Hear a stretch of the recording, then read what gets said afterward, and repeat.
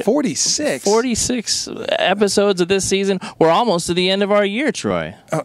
Stop talking. Isn't that crazy? Yeah, you're crazy. I know. So, outside of your mind.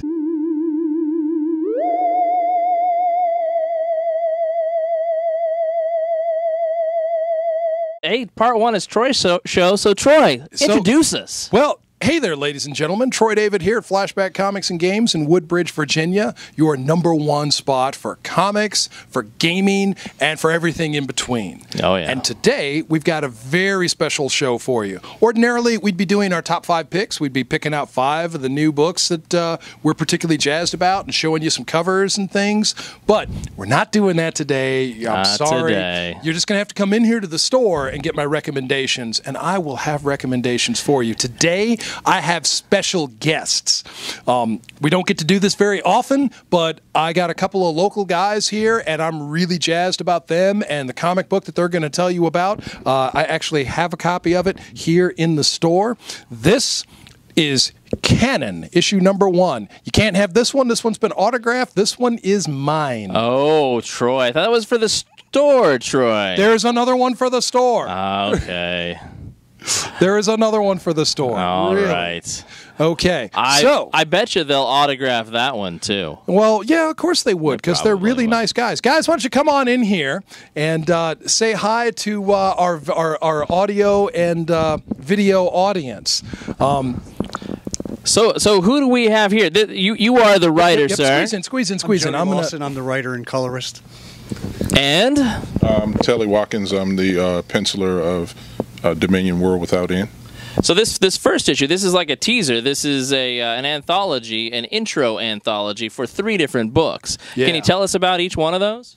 The first story in the anthology is Wolves, Shadow Dog Troops, created by Bruce Morgan, one of our other artists. It's basically G.I. Joe meets SEAL Team 6. It's G.I. Joe themed paramilitary group with a harder edge. The second story is one of my creations. That's Shire. He's a member of the faction team that will be in the faction book going forward. That story is Thor-esque period story that's going to explain some of the backstory and what led him into his involvement with faction. And then the final story is Dominion, which probably the creator himself should talk to you about. Grab Mike there. Tell everybody about this book. Dominion at World's End starts off. It's a story about a solo character, Draxus, who's perceived as a villain, kind of because he doesn't like the way the world is run. He wants to take over the world and do something the villain hasn't done, and that's total world domination. And this story in canon is introducing the character Sabertron, which he's building his total weapon of destruction. So you get to see a little bit of that, and everything else would be spoilers if I gave it away. All right. So tell us a little bit about how you guys got together, how your group started out. Well, Triad Comic Studios started out kind of in the 90s when we were in high school. Jody, myself, and Bruce met in high school in the architectural drafting class.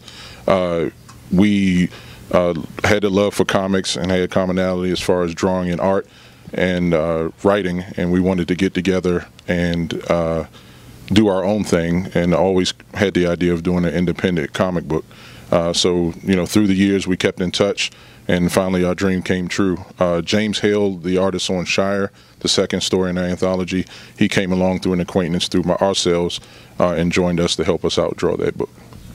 Right on. And so what are your biggest influences for you yourself when it comes to your artwork? I love a lot of the artists from today. A lot of people kind of coincide my art with the Image era of comics. So I'm a big Jim Lee fan, Todd McFarlane, Marc Silvestri, Greg Capullo. Their storytelling and their art, just a high-profile, very splashy look, very hyper-detailed, and you call it cross-hatching style. So those after reading your story, I would kind of go maybe a Ron Lim or a what's the guy, the Shadowhawk guy, Jim Valentino. Jim Valentino. Yeah. I would look at those and say, all right, that might have been an influence on you as well. Yeah, Ron Lim actually. Troy and I were talking before. He he drew the Captain America issues that I first bought, or my dad bought me at 7-Eleven when I got into comics. Nice. Kind of how I started drawing. I used to trace comics and then decided to try it on my own. So. Very cool. And what about you, sir? Well, not really much of an artist. Well, no, but I mean, but as far as your writing style, who influences you? Well, I got this question earlier today. It's a hard one to answer because I have a lot of writers that I love, but I really don't write in the vein of those writers. You know, I'm a big fan of Neil Gaiman. I like Alan Moore's prosiness, but I can't really say that I mimic that at all in my own writing. Who do you think you sound like? I really don't know the answer to that. All right, well, fair enough. That's for the reader, honestly. Good stuff. So after this initial intro with Canon, what will we see next from your group? Well, Canon is an anthology. The next issue should be coming about December. The issues you have here are an advanced release that we did for the conventions because we love the convention circuit. It's a grassroots way to interface with our fan base. Along with the second issue of the Canon anthology, you will see a primer issue concurrent for each of our stories: Wolf, Shadow Dog, Troops, Faction, and then also Dominion at World's End. Following those single issues, you're going to feed into a cross-company crossover, a single book that is going to carry us on, show you the interaction for our universe, show how we relate to each other, introduce you to additional characters that were not shown in the anthology itself, and then from there we're going to fan out into our ongoing titles. So time-wise, what are you thinking at this point? I realize that, indie publishers, it's not exactly your day job. So what are you thinking at this point? We're on track to be able to get the anthology out in December, I believe.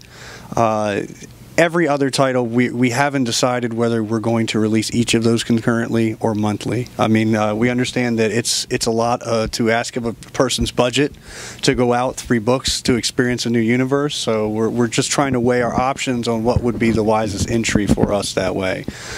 Each of the primer stories are going to feed directly into that. Into the crossover.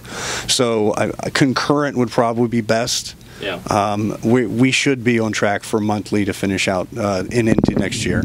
Now, what about some merchandising? I mean, let's talk T-shirts. I see posters, you've got T-shirts. prints, Did you just make these for yourselves, or do you have more? Yeah, I mean, we do indeed have more. When are we going to see some action figures? Action figures as soon as possible. When the right opportunity comes, they're definitely, especially the Draxus and Sabertron figures, are the first that would definitely be made. If I had my say, Jody probably would have to say something about Shire, and Bruce probably Wolves. So that's something that's definitely in the future and plans. T-shirts we do have available at the convention circuit. We'll be doing and the website Virginia Comic Con on August 29th, as well as the Baltimore Comic Con the last weekend in September. So we'll have those T-shirts available at our booths. So September 24, 25, 26, you'll be there with Comics Online and go and see these guys. You've already got your booth set up. You're there. You're going to be exhibiting there. Yes. Excellent. So yeah, I actually wanted to. I love the symbology, and I know that it represents something, but our listeners, our audience, does not. So yeah, talk about that a little bit. The Triad T or symbol that you see behind Sabertron on this shirt actually represents our company. We started off with Bruce, Jody, and myself as Triad Studios. So it's actually 3 weapons in one, 2 axes and 1 spear in the middle. And that symbolizes Triad Studios, or Triad Comic Studios, as we're known. And you're the wrestler or the spear? The spear is a legendary move, which is funny. I met the wrestler that made that famous, and he called me a big guy. So that runs him up usually. More wrestling talk in part 2, I promise. Oh yeah. So we've got the characters on your T-shirt there. Can you point out and shout out some names there? Here you have Sabertron. He's the weapon of destruction from the Dominion story inside the anthology. Also here you have Shire. He's got his own self-contained story. That's Draxus. Red Wolf. Let me see. Shadow Wolf. Black Wolf. And Silver Wolf and Tripwire. Tripwire. Yep. And those are the People wolves. are going to love him, I promise. Yeah. Oh, really? Well, ladies and gentlemen, as it happens here at Flashback Comics and Games in Woodbridge, Virginia, I talked these guys into dropping a few copies here at the store. I said, hey, I'd be interested in promoting your comic, and totally hijacked them. Totally. And said, hey, why don't you slip me a few copies and let me show them to some people and start putting the word out there.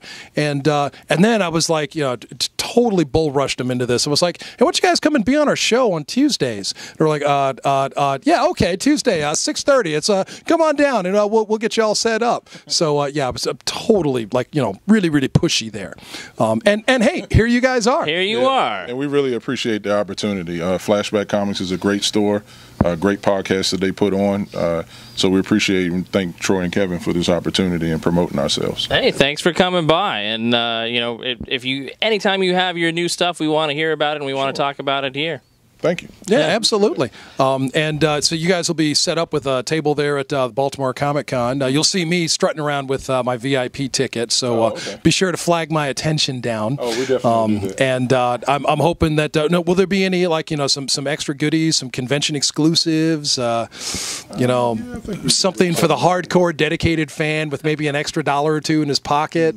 Yeah, I think we can whip something up for you. And are you guys gonna be doing sketches there on request? Yes, we will be doing sketches by request there as well. Right on. So another question for you guys. This is the first time you're on the show and everything like that. Is this where we say we're sorry?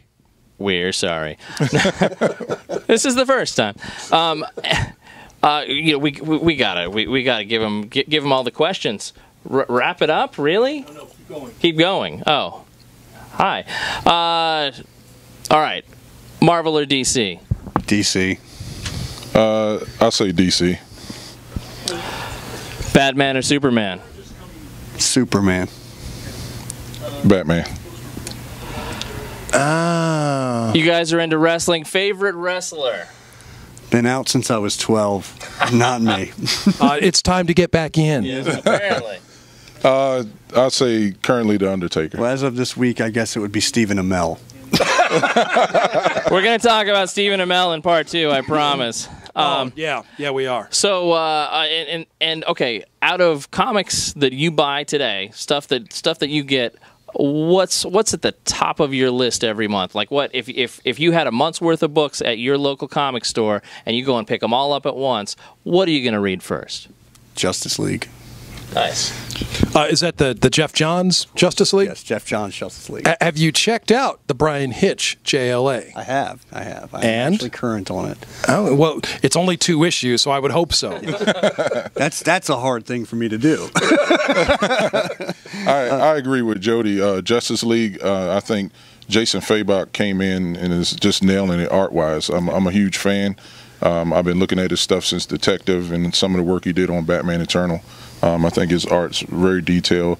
Kind of reminds me of Dave Finch a little bit, but I follow him on Twitter, so I know all of the things that he's going through, trying to put out the best work as he can. So I say Justice League and Batman. Nice, yeah. Good stuff. Yes, indeed. Definitely solid. And when it comes to comic book shows or movies, what are your favorites? Shows. Definitely. Yeah. Warner Brothers is, I think, tearing it up on TV right now. Yeah. What are your favorite individual shows? Oh, absolutely The Flash, hands down. Same I think here. I can share it with my son. Yeah. It's just the whole family is in love with that show, and I can't wait for it to start again. It was strictly coincidental that I chose to wear the Flash shirt today. Me too. Yeah. And we're going to talk a little bit about Flash in part 2 as well, because we just got a new release. We'll talk about that in part 2. Yep. Yeah. Yep. So now, but how about the movies? I mean, did you guys actually find time to get out to the theater? I haven't been out to see either Ant-Man or Fantastic Four. I know it's hard to believe because I'm a great comic fan, but convention season has been keeping us busy working on the next books. I do plan on probably seeing both, contrary to what they've been talking about with Fantastic Four. Coming into it, I'm anxiously anticipating next year with the Superman, Batman, as well as the Suicide Squad in those movies. I really like Man of Steel. Contrary to what a lot of people say, I thought it was really well done. It was probably the best Superman so far. Yeah. I mean, they still messed a lot of stuff up, but he was probably the best so far. Yeah. Well, it's discounting the first two, the Christopher Reeve, the Richard Donner versions of the first two. Okay. For its time. Yes. For its time, those were excellent. Hey, you will believe a man can fly. That's what the posters told me. Yeah, that's true. And even one of the things that I don't know if a lot of people notice, but I like the kind of tie-in that Kevin Costner played the role of Pa Kent, as well as John Snyder did on Smallville. I thought that was really cool. Yeah, I like that too. Yeah, for real. Well, hey, that's us for this week, huh, Troy? If anybody complains about us not having a top 5, we'll do it in the comments right here, and we will take it. We can take it. And and this is going to give us plenty of opportunity to get caught up and get read up on some things. And believe you me, if you come in here to the store, I have plenty of recommendations and suggestions for you. We've been increasing our back stock lately here at the store. We've been adding a lot of trade paperback collections. So if you've missed out on something, can't afford the individual issues, or simply can't find them all, like Saga or New 52 Batman, well, fortunately, those things are in trade paperback format, and I can help you with that. Troy's got them. Yes, indeed. And Kevin's about to have them. Yeah, well, hey, it's not my fault that you asked me to get you, you asked for 150 trade paperbacks? Is that what you... That's probably right. That's probably right. Yeah, apparently Kevin has gotten way behind and stuff, and he's just given it up, and he's gone to the trades. Probably not. But anyway, we will see you. We will see you in part 2, and we will see you next week. Anything else, Troy? No, I just wanted to thanks, guys, for coming out and talking about your books. And once again, I still have some copies here at Flashback Comics, so come on down and pick those up. Look for these guys at the VA Comic Con, at the Baltimore Comic Con, and occasionally making visits here to the store. I'm going to do everything in my power to make this their regular LCS. Oh yeah. So from Flashback Comics and Games in Woodbridge, Virginia, ladies and gentlemen, I'm Troy David, and this is Kevin Gaussoin, and this is part 1 of ComicsOnline.com. Everything geek pop culture. Yes. Indeed. See ya. From leaping tall buildings to going off like gamma bombs. Switch your internet browser to ComicsOnline.com.